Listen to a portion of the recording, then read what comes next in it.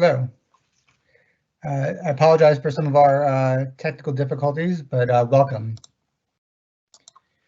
Thank you for joining me today on today's BPC e-briefing, Marshaling Resources for Voting. My name is Matthew Weil, and I am the director of BPC's Elections Project. America's election administrators are scrambling to administer upcoming elections during an unprecedented pandemic. Federal assistance is desperately needed to adjust to new realities on the ground.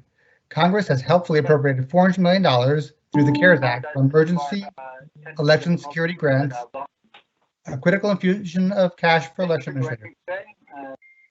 But questions remain. Will states and local administrators receive funds in time to use them this fall? How can states use this federal funding?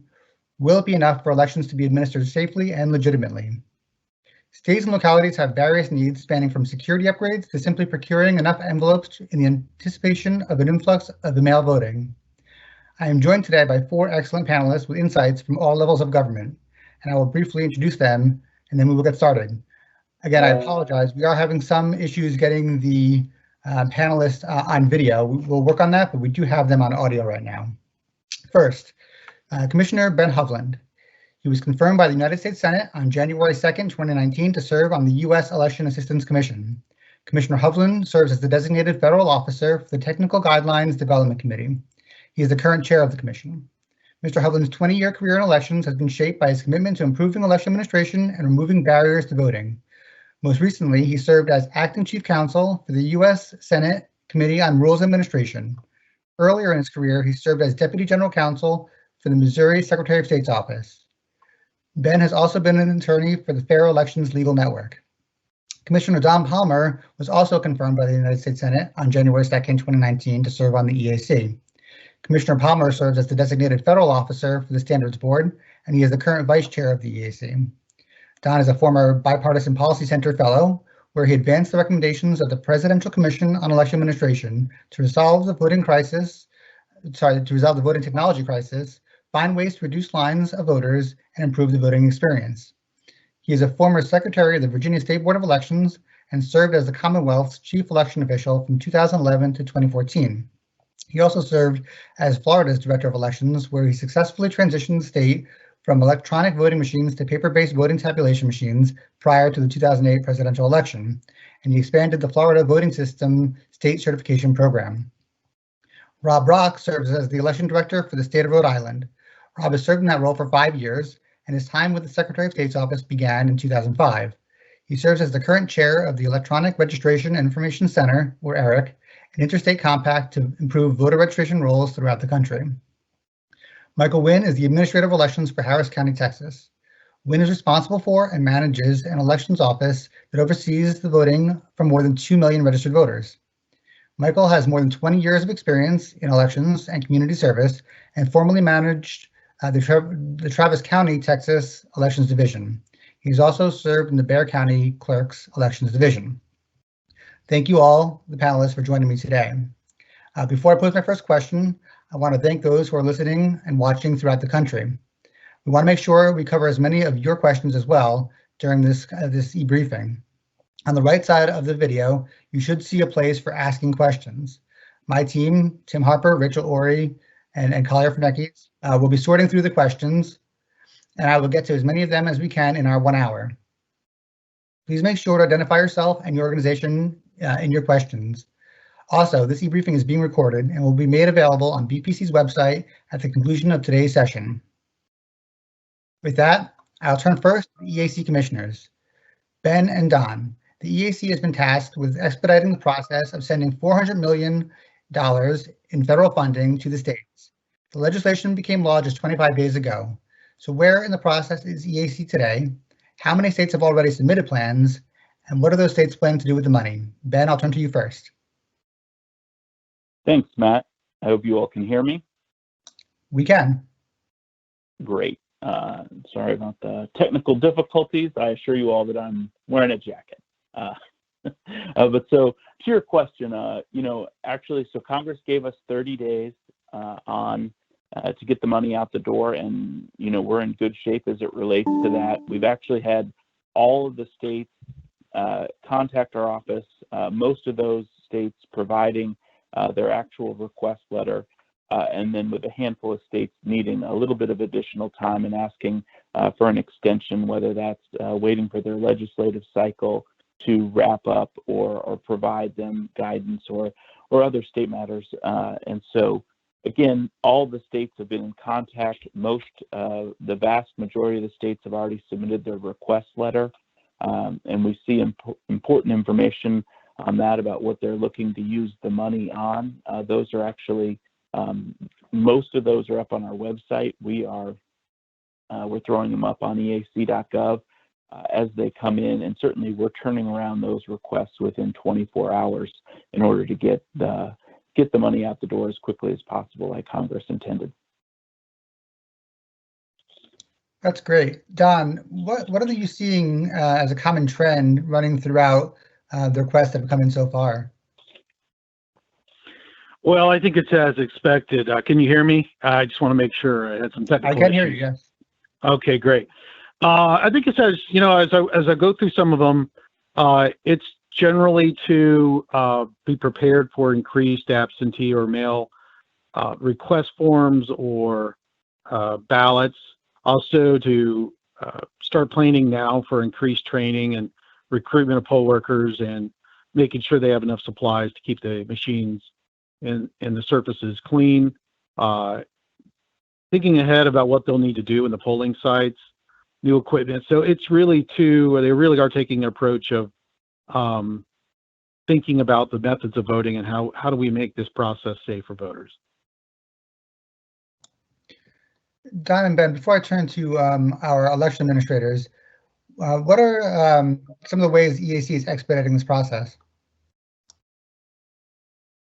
Yes, I'll jump in there. This has been, again, we've got our grants team on this. We had sent out the award notification letters fairly quickly with essentially a template for the states to fill out, and we streamlined some of the process for them, where with some of the security grant money, there had been a lengthier process, but again, the issues that are covered here, what the money can be spent on as it surrounds, response to the COVID-19 pandemic are somewhat limited. So again, in order to cut down on the paperwork, we just asked for the inclusion of a couple paragraphs to describe the uses.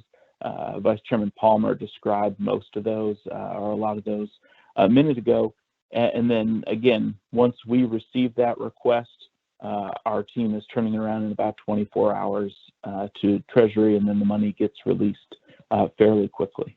And we've also been providing, we've done, I believe, 4 webinars so far, sort of addressing questions and FAQs related to using the money, meeting the match. So continuing to provide that kind of support for the states as they look to accept this funding and figure out how best to sort of utilize it and meet those requirements that Congress put in place.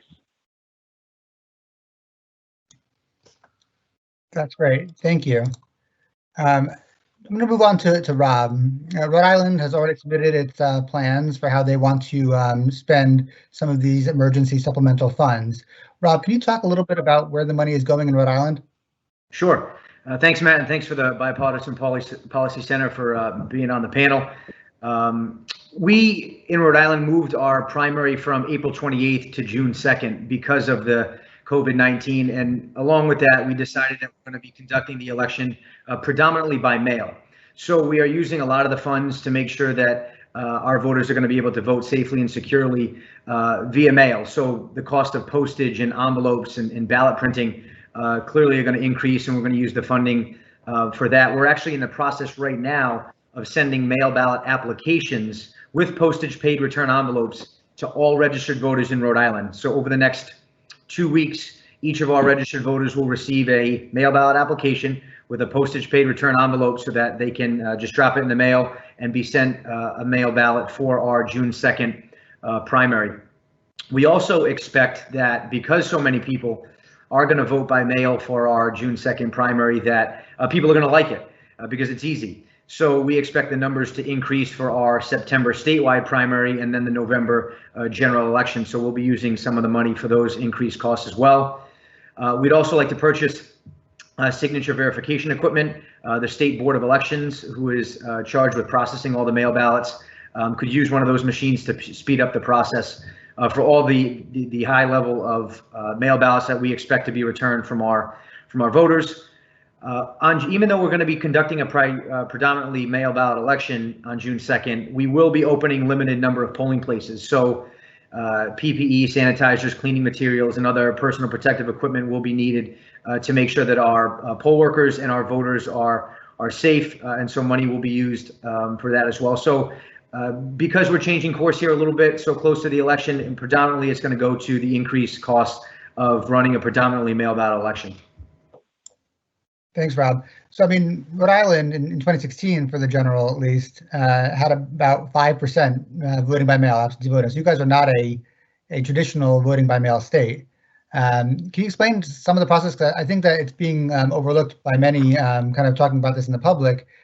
A lot of the other things you mentioned, how you get up to speed, how you really roll out more of a predominantly vote by mail environment for voters.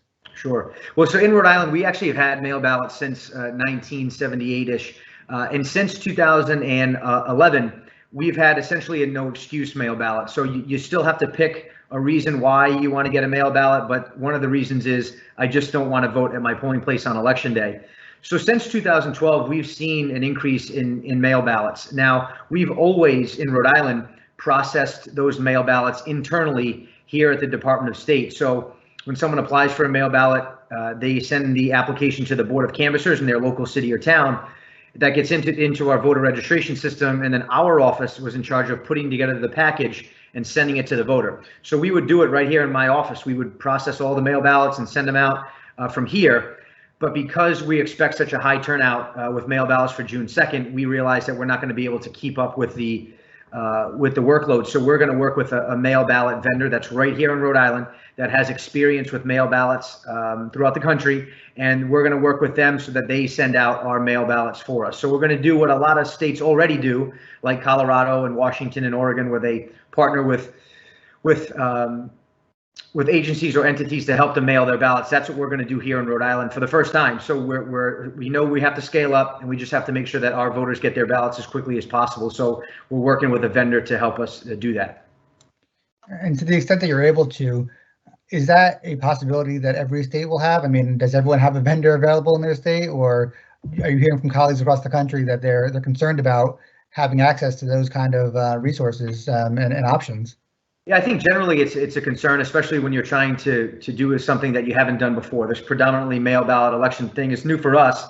And so we're very fortunate. Like you said, we've got a vendor right here in Rhode Island that has experience with it. So it's a little bit easier for us. But I think there are different challenges for different states. Some states are used to perhaps sending ballots from other locations. We're fortunate that we don't have to do that. But I think each state is unique and has different issues, including materials, just being able to get. I mean, we expect somewhere, a couple 100,000 mail ballots, and to get the materials, just the envelopes to do that is not as easy. Again, we're fortunate that there's a mail house in Rhode Island that can do that. But I think it depends on the state, on what the issues may be. And we're just fortunate that we do have a mail ballot vendor right here in Rhode Island. That's great. Thank you. Michael, I want to turn to you for the local perspective. So at the end of the day, we've spoken to federal officials, we've spoken to a state official, but you're the one who's going to interact with the voters on the ground.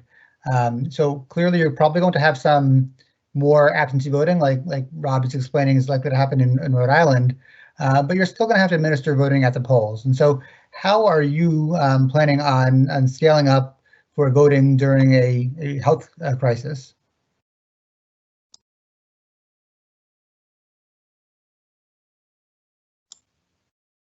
Michael?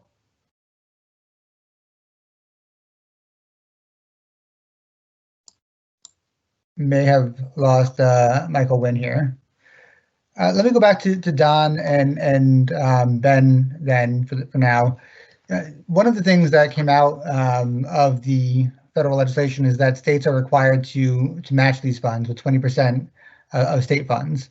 EAC has been extraordinarily flexible in how to do that. Can you explain a little bit about the process of the matching funds?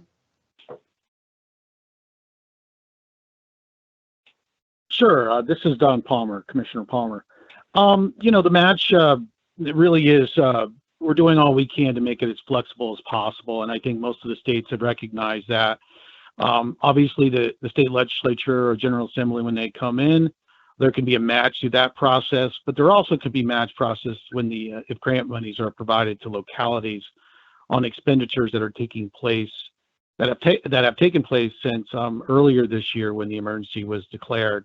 In preparation for the primary, in response to the pandemic, there's been a lot of expenditures at the local level, and so there may be opportunities both with in-kind and by county expenditures that will serve as a match for the federal funds that are coming down. And so we've talked about this issue with them a lot. The Congress, they seem to want to work with state and localities as partners and as a joint venture on elections, with the counties obviously playing the primary role when it comes to the expenditure of funds and actually administering the election. So we think that the states are getting there. Most are able to feel positive that they're going to be able to meet this match and pull down and have no problem with using the funds that are available.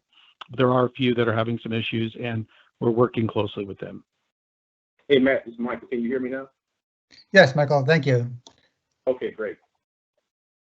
Do you want to give us the perspective from a local official? How are you planning on doing and administering voting in person on Election Day, November? Yeah, so good afternoon.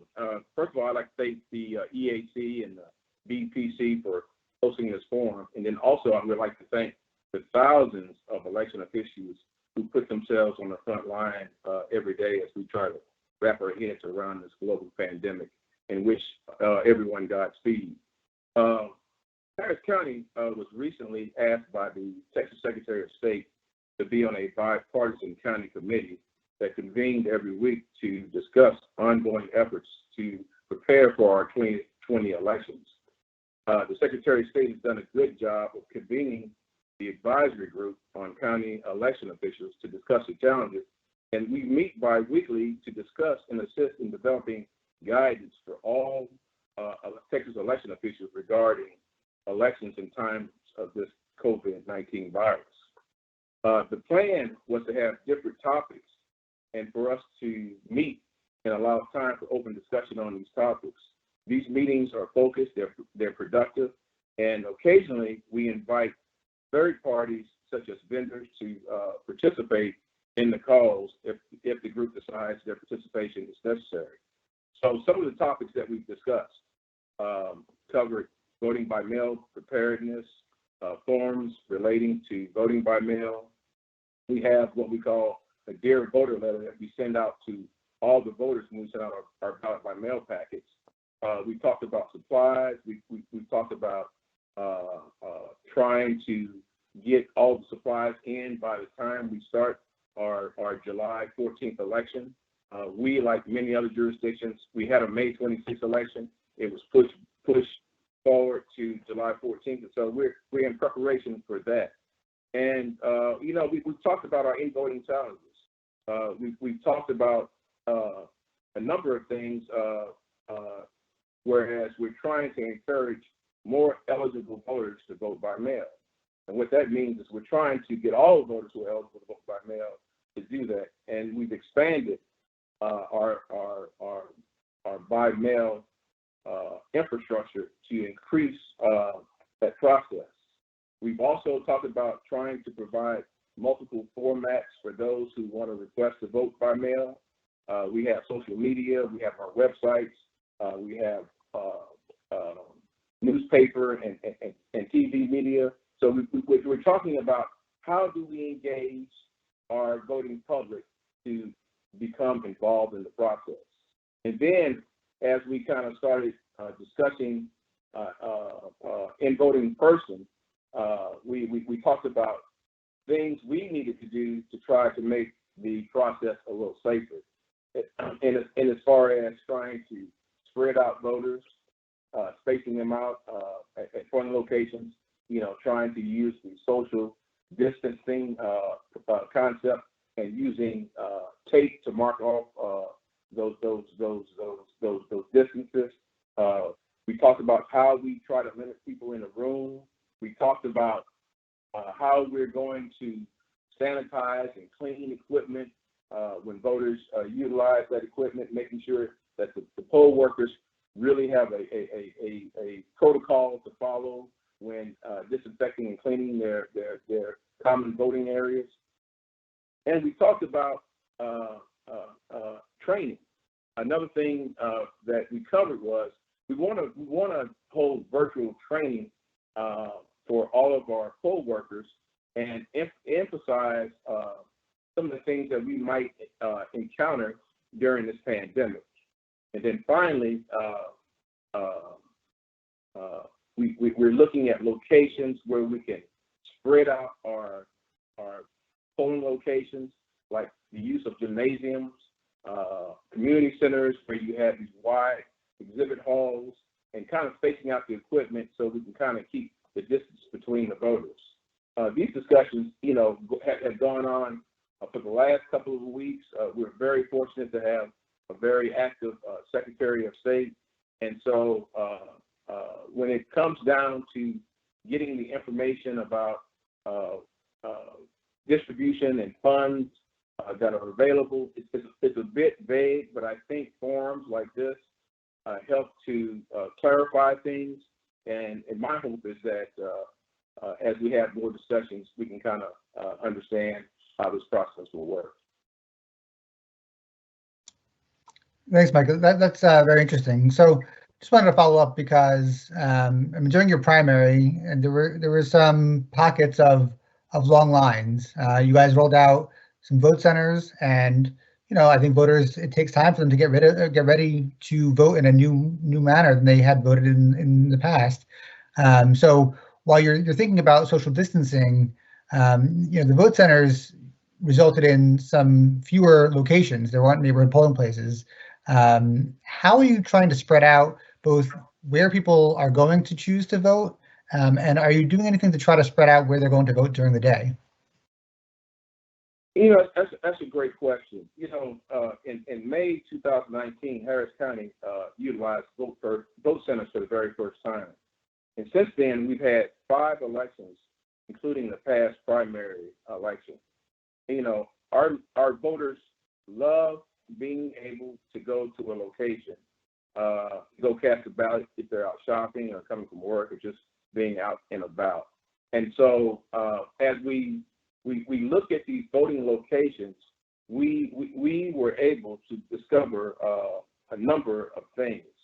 What we found out was that voting patterns change quite a bit depending on a particular type of election. And so what we're looking at is we're trying to work in this upcoming election, especially with our political parties, at looking at facilities where we can spread out, we can still be able to utilize our vote center concept and be able to create an environment that is safe and effective, not only for the poll workers, but also for the voters. And so in doing so, it has forced our office to take a hard look at some of the locations here in the Houston metro area. And so we're trying to identify those locations. I think we will be able to do so. I do think that there will be an issue of lines because this pandemic has kind of quantified things quite a bit. And so we're just really struggling, but I think we're going to be able to find locations where we can spread out and accommodate voters and our poll workers. Thank you, Michael. I just want to alert the viewers of this e-briefing. We are having some difficulty with our chat function. We see that there are chats coming in, but we actually can't access them for some reason. And so I'm going to ask you to email Rachel Ori on the BPC elections team. Her email address is ROREY at bipartisanpolicy.org. That's ROREY at bipartisanpolicy.org, and she will make sure to line up some of the questions for me. So I'm going to turn to Rob to kind of follow up on what Michael just said. Michael was mentioning that for voting in person, they are trying to consider what places are available. I don't know Rhode Island specifically, but I know a lot of the places in a lot of the states in the Northeast tend to use schools and other locations like that, libraries for voting in person. Are those going to be options, or is Rhode Island really considering consolidating those? Well, so for presidential primaries, Rhode Island consolidates polling places normally. And the State Board of Elections, which is a separate entity, they oversee the polling places and election day activities. And they are working on that right now to be sure that any place that's used is safe for voters. It's ADA compliant and fits the bill to be a polling place that can handle the amount of voters that potentially are going to vote. And so because normal presidential primaries in Rhode Island see a turnout that is sometimes not as high, the Board of Elections works to make sure that the locations that are used are big enough to be able to handle a larger crowd. It comes with a little more complexity this year because of the social distancing, but the board is on top of that, making sure that wherever voters are going to vote, that they have enough space to do so. And then our website will be able to tell people where to vote. So you can log on to vote.ri.gov and it'll give you your polling place information so that you're able to get a map to your location and have the information well in advance of our June 2nd primary. But for both Rob and Michael, I think the biggest concern, 3 months ago when we were all so naive about voting in 2020, was really about security and where to get information to voters and how to get information to voters because of so many disinformation campaigns. In fact, the National Association of Secretaries of State is leading the Trusted Info 2020 campaign, which BPC is a part of. How are you trying to make sure that voters have the right information now that things are changing so rapidly? I can start. This is Rob, and we're very fortunate to work with a great communications team here at the Department of State who does a great job of utilizing social media and really all medias, whether it's radio, TV, all of that, to make sure that our voters are as well educated as possible.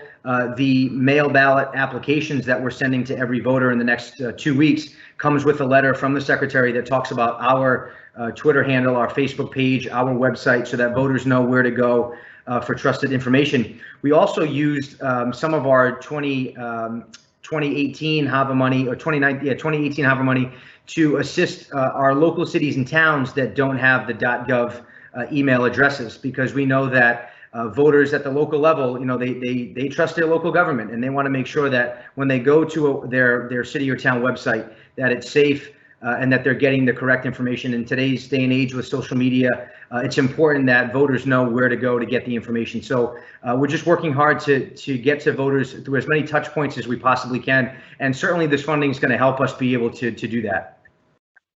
This is Michael here in Houston. We are employing some of the very same things. We've had discussions about doing a more vibrant social media and local media campaign to get out to those voters, working with our local faith-based institutions, our local politicians who have newsletters, making sure that our website is current and up to date, and some of the things that we're doing while we are off working from at home and remotely. We're looking at cybersecurity from a employee standpoint, because this allows our staff time to kind of freshen up on some of the cybersecurity information that needs to be done in order for them to execute and do their jobs well. The EAC, some of the local Texas Association of Counties have really great programs where staff can work from at home and kind of look at some of the things that we do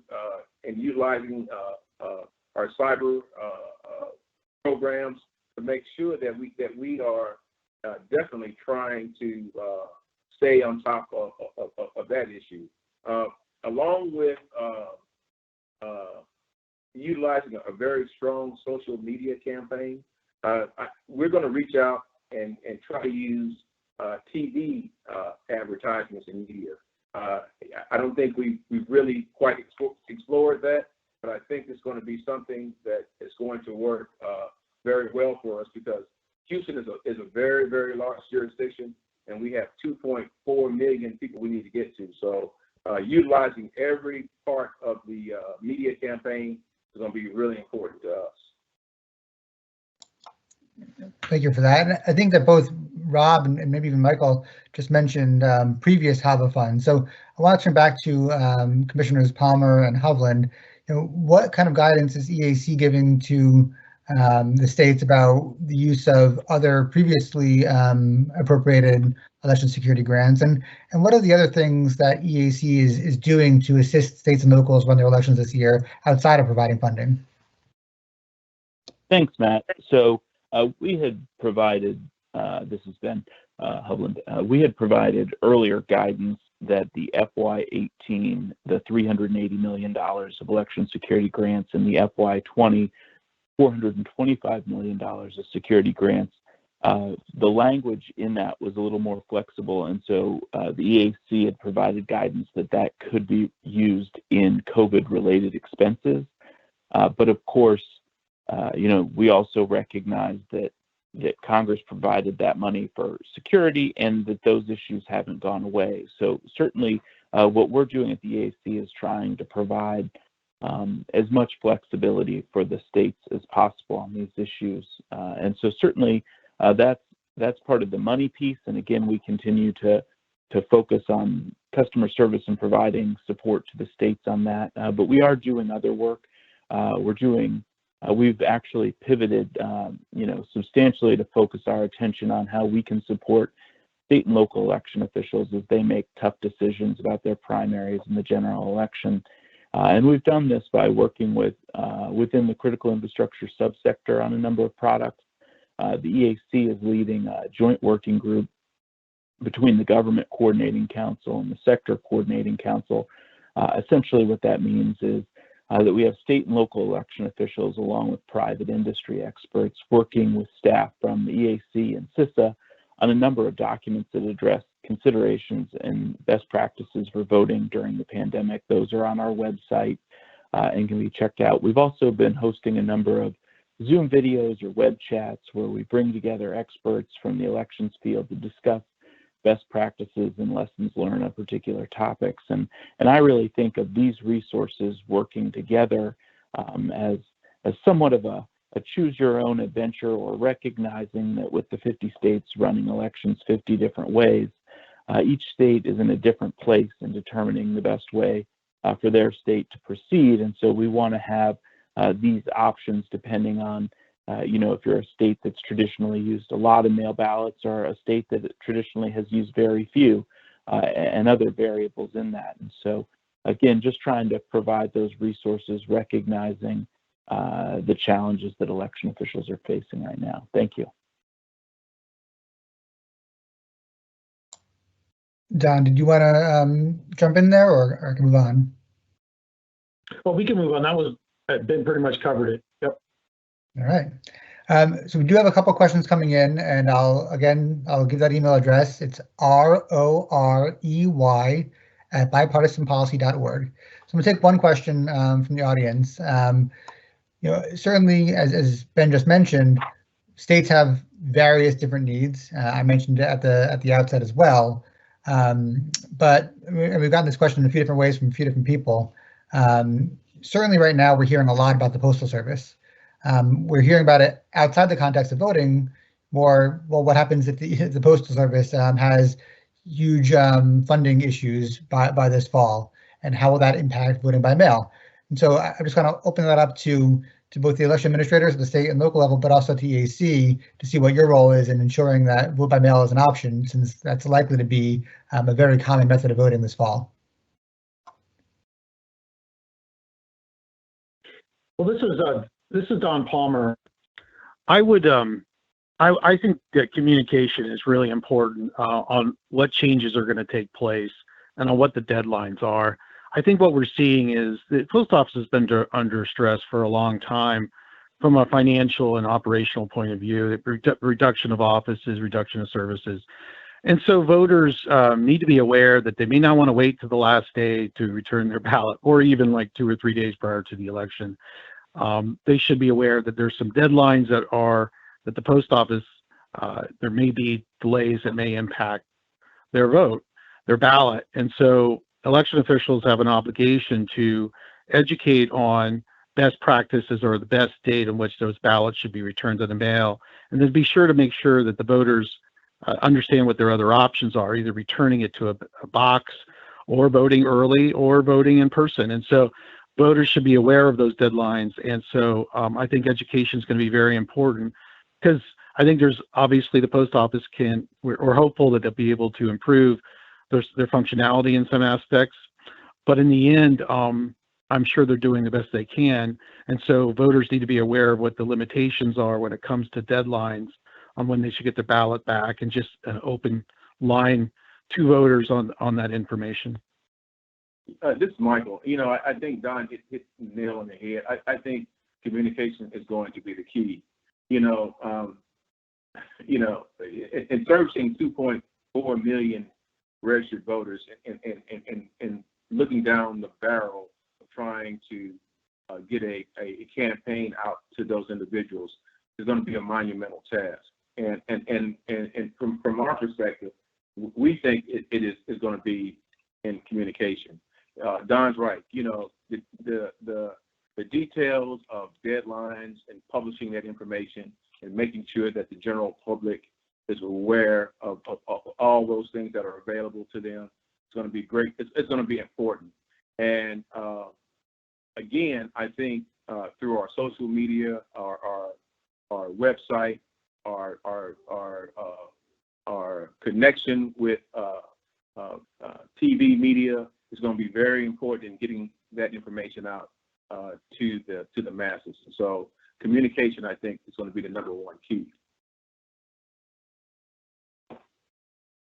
Yeah, this is Rob. I'll echo the communication piece as well. And if my blinds were open, you'd be able to actually see our post office right out my office window, and being able to go over there, walk over there like we often do to not only have good communications with voters, but also with the Postal Service, so that they know when big mailings are going out and they know when to expect mail ballots, and they know that, as we get closer to Election Day in Rhode Island, your ballot has to be back to the Board of Elections by 8 p.m. on Election Day, that the post office knows that, on Election Day, they've got to make sure they go through and get all the mail ballots out so that they can get to the Board of Elections before 8 p.m. So communications is big, not only with election administrators and the voters, but also elections administrators and the post office, so that everybody is on the same page. That's helpful. I mean, one thing about voting by mail, and this is a question that we've gotten from a few, but including Jenny Lovell from CEIR, the Center for Election Innovations and Research. Could you, Rob, and you, Michael, address a little bit about the rejection rates for vote by mail ballots? Are you doing anything to plan for the curing of those issues, including trying to make sure you have alternative methods of reaching out to those voters, either cell phone numbers or email addresses, not having to just use the post office? I know it's a little bit different from what you guys might have done in the past, but what are your plans for this year, at least during the pandemic? Yeah, we've seen. Oh, go ahead, Michael. I'm sorry.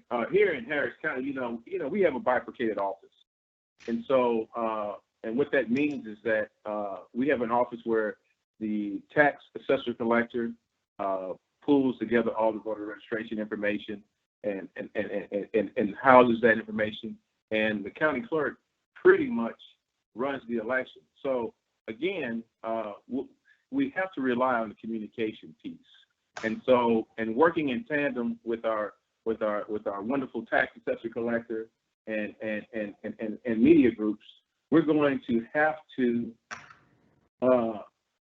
get that information out to those voters in a way that they understand the curing methods. One of the things that we talked about in our biweekly meetings with the Texas Secretary of State is maybe we may have to look at some legislation, or maybe get some guidance from them on how do we get that information out to voters to make sure that they understand the curing process. And those conversations are going to be very, very important, because I think life as we know it in elections is going to change. It's going to change drastically. Yes, in Rhode Island, we've seen a steady increase in mail ballots since the law was changed back in 2011. So we've been ramping up as the years have gone on, but this will clearly be a big jump with our June 2nd predominantly mail ballot election. And a couple of things, Matt, that you mentioned, we do request the phone number and email address of all applicants so that they can be easily contacted. And we let them know why we're asking for it, because sometimes people get uneasy giving out that information, but we clearly say that we need the information in case we need to contact you. And the Board of Elections, who receives all of the mail ballots back in the state and counts them, they've got a curing process where they will notify the voter if they're missing information, whether it's a failure to sign, a failure to get enough witnesses, things of that sort. So there's a process that the voter is able to cure their ballot within a certain amount of time after an election, so that their vote will be counted. And then, as I mentioned earlier too, because we expect so many to come back, so many mail ballots to come back, the Board of Elections, when we're working with them on getting the signature verifying equipment so that it can be done a lot easier than it's done now, because we do expect a high number of ballots to come back. Thank you both for those answers. One question specifically from Michael is just, can you give us some of your thoughts on what you see happening in Texas right now? Are they likely to expand who is eligible to vote by mail?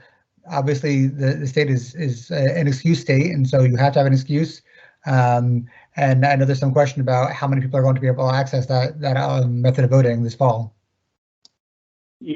This past week, a judge issued a temporary injunction allowing all voters at risk of contracting coronavirus, if they are the voting person, that they could ask for a mail ballot. This has caused a lot of debate, and of course, questions about marking disabilities on one's application. We as election staff are pretty much in a difficult situation, because we're not attorneys, and we can't answer questions on potential legal liability or speculate on legal outcomes. But voters want to know several things. First of all, they want to know, can they vote by mail, and if they can they mark disability on their ballot? One of the looming questions that keeps coming before us is, because of this ruling, if it's overturned in the middle of an application process, are those applications still valid? And these are questions for inquiring minds.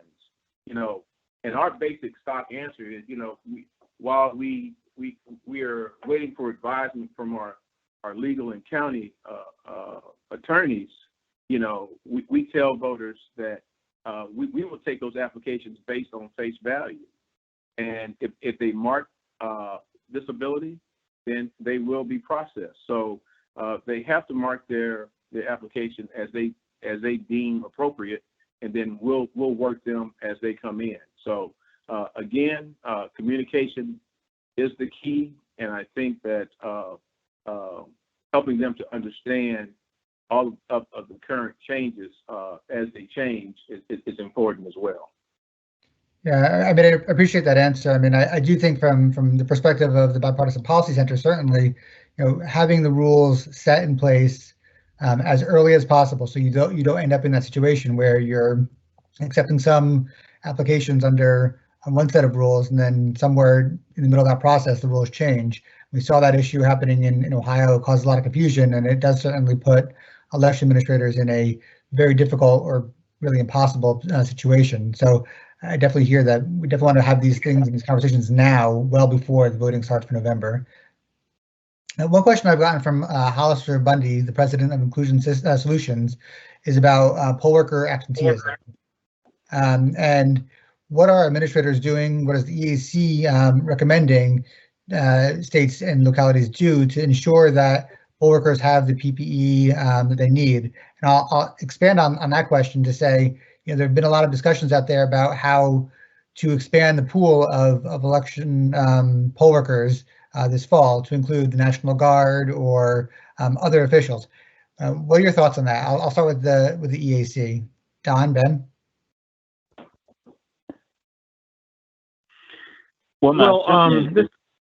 go ahead, Don. I'll just keep it brief, Ben, so you can weigh in. In the list of sort of activities that the states are considering, PPEs is something that is being considered for poll workers as that are allowable costs, and obviously that's something that when you talk to the states that have gone through a primary, they're looking at how they can improve that the polling place experience from a safety perspective, and so that is something that the states are at least looking at when they are addressing what they're considering costs that they're going to spend the money on. Go ahead, Ben.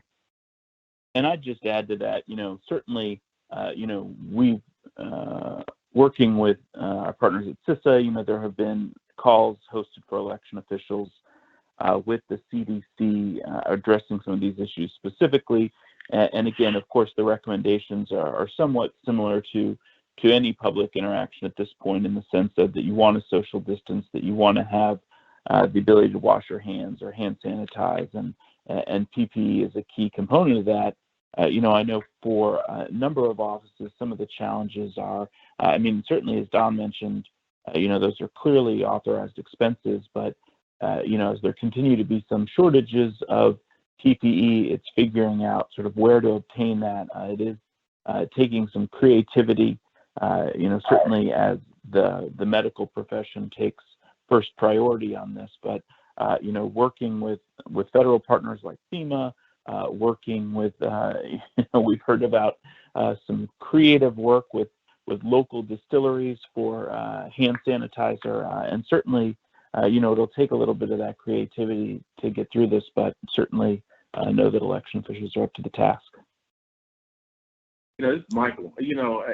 That's a very interesting question, and one of the things that we're doing currently, we're, because of this pandemic, we're always tweaking our election budget, and we look at several programs like staffing, resources, equipment procurement, and availability of supplies, and we are putting together kind of a wish list of all the PPEs that we would need, and we're putting together RFPs right now because we don't know what this mad rush is going to do to administrators as they try to plan and prepare for their upcoming elections. And so what we're trying to do mainly is make sure that our governing authority is made aware of our increase to our budget due to this pandemic. And so that coupled with a number of things, I think is something else to prepare for November. And I'll just add, kind of echo to Commissioner Hovland, that you just work with your partners to make sure there is enough PPE for poll workers, and the fact that we have consolidated polling places because we're doing a predominantly mail-ballot election is helpful as well. That's why we're urging people to vote by mail. But we are working with some local Rhode Island companies and then some national folks as well to bring in what we need to make sure that our poll workers and voters are safe on Election Day. And just to Rob and to Michael again, I mean, some jurisdictions we know are increasing some poll worker pay to try to retain some of their poll workers in this environment. Is that something that's on the table? And are you looking at other options for kind of building out the pool for an expected drop off on who might be volunteering this fall? Yeah, I know that. Go ahead. Okay, so the secretary does quite a good job of getting out, and every time she's out speaking about elections, to make sure that people know that it's important to have poll workers, good poll workers, and to help run the election. And so we try to work with businesses to allow folks to have, perhaps the day off so that they can go and work at a polling place. We've tried that a couple of times and it's been successful in previous elections. Our cities and towns pay the poll workers, and it kind of depends on the city and town on where, on how much they get paid. But it's really just getting the word out and making sure that people know that we need poll workers. A lot of folks find it to be their civic duty to work, and obviously this year is going to be a little bit more of a challenge, but it's just trying to find those creative ways to get people interested. Here in Houston, our commissioners court had the foresight to increase poll worker pay last cycle, and so I don't think that that's going to be an issue. I think it's going to be more of an issue of individuals deciding that they do not want to expose themselves in this pandemic, and so we're gonna have to be creative.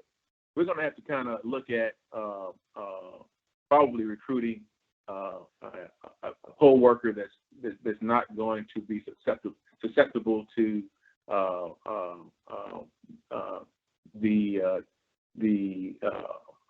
the challenges of working during a pandemic and being one of those who are susceptible to getting the virus. And so it's going to be incumbent upon us to kind of to utilize and find a way to recruit a different type of poll worker.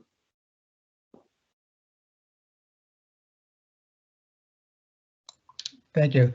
If we were doing this this briefing last year, I would have used my last question of the panelists to say, what concerns you the most about the election? I'm not going to say that this time because I think we all know that we have a lot of concerns, and there's probably many most concerns. But I did want to give you all a chance to at least give some final thoughts on what 2020 and either remaining primaries or November election is going to look like in your state. Rob, you want to start?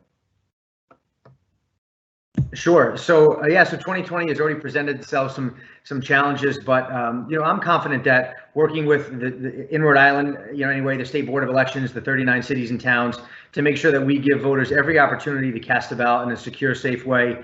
That's our primary goal, and so that's what we need to do. And I have no doubt that we're going to be able to do that. And I think, like across the country, whether it's Michael in Texas or wherever else, election officials are doing really good work to try to get their voters the ability to vote securely and safely. And whether it's at the federal level, like the EAC, or state or local levels, we're all on the same team to try to get this done. And I think that because of the challenges, we're going to have to find different ways and be creative. But I have no doubt that the election administrators across the country are going to meet the challenge, and our voters are going to be able to vote in a way that might be different than before. A lot of people are now going to vote by mail, I'm sure, never done it before. But I think people are going to be surprised at how easy it is, which is great. But ultimately, I'm confident that voters across the country are going to be able to vote in 2020 and vote safely and securely.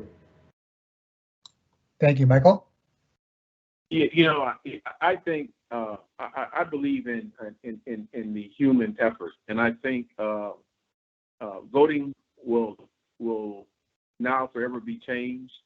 I think that election administrators, with the help of the agencies that are involved, are going to push through this, and we're going to be able to provide a safe, secure, and transparent election. I think voting by mail is going to be forever changed, and I think that the human effort is going to overcome, and we will prevail in this process, and be able to have safe and secure elections for November. Thank you, Dom. Would you like to go? Yes, I would say that I'm most concerned about making sure that our offices, the election offices across the country, have the resources to handle sort of the adjustment they're going to have to make. There's a lot going on. Voters have a lot on their minds. Unemployment is skyrocketed. We're obviously dealing with this virus, and voting is not yet on the top of their list of what they're thinking about. And so as an institution, I hope that we get through this and voters retain the confidence they have, and they're satisfied with the electoral process. And so until then, we have a number of months to prepare, And I just am hopeful that the local election officials are able to recruit the poll workers they need, make sure they have enough staff, and sort of deal with the challenge that they have coming at them. And Commissioner Hoglet, I'll give you the final comment. All right. Well, thank you, and thank you for hosting this. A couple things that I'd want to mention. One is just reiterating a conversation that we touched on earlier. Just because coronavirus or COVID-19 has changed the primary focus doesn't mean our security concerns have gone away. And certainly the potential for disinformation and misinformation is more than anything. You mentioned that the Trusted Info 2020 project that NASA is heading up.